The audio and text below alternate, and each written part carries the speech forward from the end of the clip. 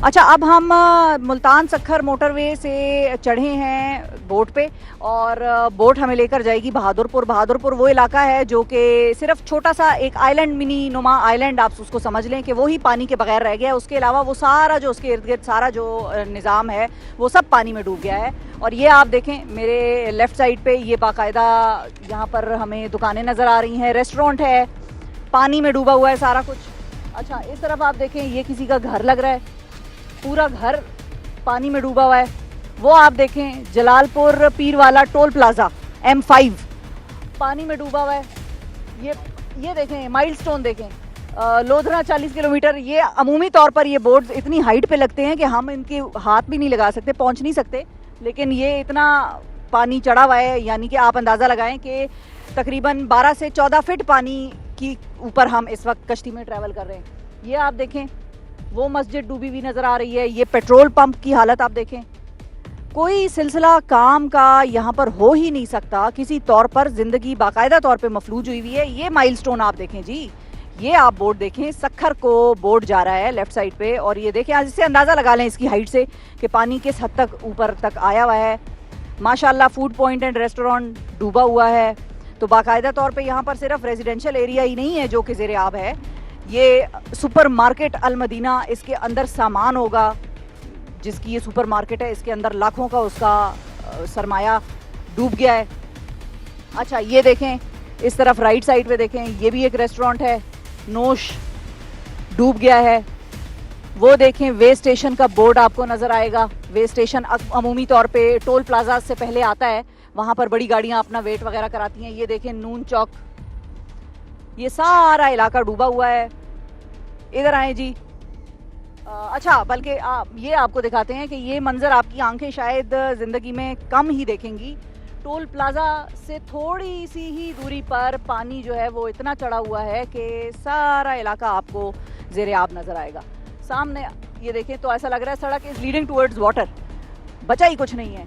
इस तरफ देखें, ये सारे लोगों के कारोबार बिल्कुल ज़ेरे आब हैं। वो देखें, वो हमारा एक भाई है छत पे बैठा हुआ है, उसने हमें हाथ भी हिला दिया है और जो है बाकायदा तौर पे। अच्छा, इधर मैं ये भी आपको बता दूं कि ये लोग इसलिए भी अपनी घरों की या कारोबारी मराकज़ की छतों के ऊपर बैठे होते हैं क्योंकि यहाँ पर बाकायदा चोरियाँ शुरू हो रही हैं और चोरियाँ होती हैं रातों को, और लोग जब चोरियाँ करते हैं तो लोग अपने चीज़ों की सेफ्टी के लिए बैठे हुए हैं।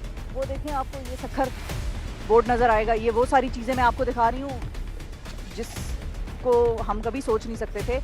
और ये लेफ़्ट साइड पे मुझे ये बताया गया कि ये जो आप ताजमहल स्टाइल या मुगलई स्टाइल की बिल्डिंग का नक्शा और ये इमारत देख रहे हैं, ये बड़ा महंगा होटल था, यहाँ पर ज़ेरे कंस्ट्रक्शन था और तकरीबन कहा जाता है कि 20 करोड़ रुपए की लागत से ये बनाया जा रहा था। और इसको देखें कि पूरी जो इसकी बिल्डिंग है वो पानी ही पानी है और बड़ी खूबसूरत ये स्ट्रक्चर वैसे नज़र आ रहा था। अल्लाह खैर करे, जिसका भी ये है, अल्लाह उसको जो है वो इस काबिल बनाए कि वो अपना ये लॉस जो है पूरा कर सके किसी तरीके से। ये सारा डूबा हुआ है। वो आप देखें सामने झांगड़ा, उच्च शरीफ और सक्खर, वो बोर्ड आपको नज़र आ रहा है और साथ ही आपको पानी नज़र आएगा। ऊपर मोटरवे जा रही है, नीचे पानी में सारा जो शहर है वो डूबा हुआ है। और इस वक्त जिस पॉइंट से हम गुज़र रहे हैं, ये वो पॉइंट है जो बड़ा ही अहमियत का हामिल है। और मैं अगर आपको बता सकूं कि पीछे हम टोल प्लाज़ा को छोड़ आए हैं, ये बेसिकली वो पॉइंट है कि मेरे ऊपर ये मोटरवे है और मुल्तान सक्खर मोटरवे का ये वो पार्ट है जो पानी में डूबा हुआ है। ये नीचे से भी वही मोटरवे गुजर रही है और ये ऊपर का भी वही इलाका है। तो ये वो रोड है जिसके बारे में कहा जाता है कि सारा कुछ डूबा हुआ है। दरख्तों की हाइट आप देखें, इससे आपको अंदाज़ा हो जाएगा, मैं आपको क्यों ये चीज़ें दिखा रही हूँ कि इससे आपको ये अंदाज़ा हो जाएगा कि पानी की हाइट कितनी है। दरख्त का पूरा तना पानी में डूबा हुआ है, नज़र नहीं आ रहा, तो आप इससे अंदाज़ा लगा सकते हैं कि पानी की क्या सूरत हाल है। और बहादुरपुर अब जाकर हम आपको ज़रा दिखाते हैं कि वहाँ पर क्या सूरत हाल है, लोग किस तरह से रह रहे हैं और लोगों की क्या तकालीफ हैं, क्या मसाइल हैं, आपको भी ज़रा बताते हैं। मेरे साथ रहिएगा। अब आपने देखा कि आपको हमने पानी दिखाया, कितना ऊंचा पानी इस वक्त मौजूद है। बहादुरपुर का एरिया है जहां पर हम पहुंच गए हैं और सक्खर मोटरवे से हम चले थे और बहादुरपुर का इलाका है जहां पर अब हम पहुंचे हैं। यहाँ पर उतरेंगे, थोड़ी खुश्की है, ज़रा लोगों से बात करते हैं। ये लोग यहाँ पर फंसे हुए हैं और ये लोग वहाँ जाना चाहते हैं खुश्की की तरफ। सो इनसे बात करेंगे कि ये अब अपनी ज़िंदगी को किस तरीके से जो है वो उसको मैनेज कर रहे हैं और यहाँ से वहाँ जाने में इनको कितनी मुश्किलात का सामना है या नहीं है। अच्छा, इसी के साथ मैं आपको ये भी बताऊँ कि सखर मोटरवे से लेकर यहाँ बहादुरपुर तक का रास्ता जो है उसका डिस्टेंस तकरीबन 7 किलोमीटर है और ये कोई अगर गाड़ी में हम आते तो ये 5 मिनट से लंबी ड्राइव ना होती, लेकिन तकरीबन हमने 1 घंटा ये सफ़र किया कश्ती के ऊपर, क्योंकि ज़मीनी रास्ते तो अब हैं कोई नहीं। सो सारा सफ़र पानी के ऊपर हुआ, कश्ती के ऊपर हुआ और अब मैं यहाँ पर बहादुरपुर की तरफ जो है हम उतरेंगे और यहाँ पर हम लोगों से भी बात करेंगे, इनसे इनकी मुश्किलात ज़रा जानेंगे और फिर आपको बताते हैं कि यहाँ पर हालात क्या हैं। बहादुरपुर का इलाका जहाँ पर इस वक्त मैं पहुँची हूँ, आपने देखा कि मैं कश्ती से उतरी और मैं सखर मोटरवे से आई। मोटरवे के ऊपर तो मैं नहीं आई तो मैं पानी से, लेकिन उस जगह का नाम सखर मोटरवे का पॉइंट था वो, जहाँ से हम कश्ती के ऊपर चढ़े जैसा कि मैंने आपको बताया, और वो कश्ती आकर रुकी बहादुरपुर के बिल्कुल सामने। ये वो एक छोटा सा मिनी आइलैंड इसको आप कह लें, सी सिटी कह लें, कुछ भी आप कह लें, ये दरमियान का एक छोटा सा इलाका ऐसा है जो कि पानी से बचा हुआ है और बाकी तो इसके इर्द गिर्द हर तरफ पानी ही पानी है। हमने कब्रिस्तानों को डूबा हुआ देखा, हमने जो कारोबारी 1-2 होटल थे उनको डूबा हुआ देखा। सो ये बहादुरपुर क्या है ये मैं आपको थोड़ा सा बता देती हूँ। बहादुरपुर यहाँ पर एक बड़ा कारोबारी मरकज़ है, यहाँ पर सबसे बड़ी यूनियन काउंसिल जो है वो बहादुरपुर की है। अच्छा, इसी के साथ साथ यहाँ पर 3000 से 3500 तक की यहाँ पर दुकानें, ऑफिसेज, दफातर और ये सब जो कारोबार है यहाँ पर होता है। सो ये एक बड़ा कारोबारी मरकज़ है जो कि इस वक्त आइसोलेटेड है। क्योंकि इसको हर तरफ से पानी ने घेरा हुआ है। अच्छा, मकामी सहाफ़ी हमारे साथ यहाँ पर मौजूद हैं, उनसे ज़रा जानते हैं बहादुरपुर के हवाले से कि अब यहाँ पर मसाइल क्या हैं, मुश्किलात क्या हैं और लोग क्या चाहते हैं यहाँ पर अपनी हुकूमत से, जो प्राइवेट इदारे इधर मदद को आ रहे हैं उनसे। अजमल बहादुरपुरी साहब हमारे साथ मौजूद हैं। अस्सलाम वालेकुम अजमल साहब। अजमल साहब, ये बताएं कि इस वक्त यहाँ पर कितनी आबादी होगी आपके ख्याल में, जो स्ट्रैंडेड कह लें उसको हम, या जो फंसे हुए हैं जिनको हम कह सकते हैं? मैं आपको सबसे पहले तो इसका बैकग्राउंड बता दूं कि कम से कम इस वक्त 9 मुवाज़ियात जो हैं तहसील रबा पीरवाला के अफेक्टेड है इस वक्त, और इनका जो बिलखसूस जलालपुर पीरवाला से और लोधरा से जो है ना ज़मीनी राब्ता बिल्कुल मुनक़ता हो चुका है। और अब जैसे आपने पहले भी कहा कि सी सिटी, अब ये सी सिटी की सूरत हाल अख्तियार कर चुका है। और सबसे मैं आपको ये बताऊं कि आबादी के लिहाज से भी, रकबे के लिहाज से भी सबसे बड़ी यूनियन कौंसिल है। तजारती हवाले से भी, यानी कि सिटी के बाद, तहसील रबा के बाद इसका नाम आता है। अब यहाँ की आबादी की अगर बात की जाए तो 1.5 लाख से अबाव आबादी जो है इस वक्त इससे मुतासर हो रही है। और ये सारे लोग यहाँ पर मौजूद हैं? नहीं, अब सारे नहीं, सब फैमिली तो पैसे ही चली गई हैं।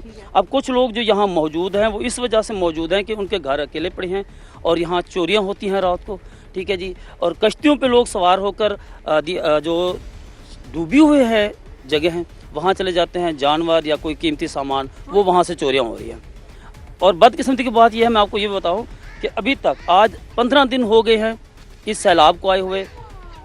सूबाई से लेके, डिस्ट्रिक्ट से लेके, तहसील लेवल तक, क्या यहाँ के हमारे मकामी जो नुमाइंदे हैं इस वक्त तक एक शख्स भी यहाँ नहीं पहुँचा। ये हमारी बदकिस्मती की बात है। अच्छा, यानी कि अभी तक ना हमारे इलेक्टेड यहाँ से मेम्बरान कौमी असम्बली या सूबाई असम्बली ना वो यहाँ पहुँचे हैं, ना ही कोई तहसील इंतजामिया यानी कि असिस्टेंट कमिश्नर। ये बदकिस्मती की बात है, उनको एक रेस्क्यू की शायद कश्ती भी ना मिल सकी जो यहाँ तक आ सकते हैं। बदकिस्मती की बात है हमारे लिए। अच्छा, हमारे साथ हमारे यहाँ पर और भी भाई मौजूद हैं, उनसे भी थोड़ी सी बात करते हैं और उनसे जानते हैं कि वो इस वक्त अगर हम कहें कि कोई डिमांड करनी है गवर्नमेंट से तो वो किस चीज़ की डिमांड करेंगे। यहाँ पर सबसे ज़्यादा ज़रूरत जो है वो किस चीज़ की है लोगों को, ये हम ज़रा जानते हैं यहाँ लोगों से। अस्सलाम वालेकुम। वालेकुम सलाम। यहीं के आप मकामी रहने वाले हैं? जी, मकामी रहने वाले। सबसे पहले तो ये बताइए कि आपके नज़दीक सबसे ज़्यादा मुश्किल यहाँ पर क्या है आप लोगों को? सबसे पहले तो मैं आपका शुक्र अदा करता हूँ, आप यहाँ आए हैं, अपना हमारा हौसला बढ़ाया है। मकामी जिम्मेदार या कोई MN MPS है इलेक्ट होया है, नून लीग है, कोई नहीं आया। तो अब जब वोट मांगने आएंगे तो आप उनसे क्या पूछेंगे? आएंगे तो पता चलेगा ना। कहेंगे क्या आप उनको? सब कुछ कहेंगे। पहले भी कहा था, वादे करके गए, कुरान उठा के गए थे, हम काम करेंगे, नहीं किया। अभी तक कोई नहीं आया।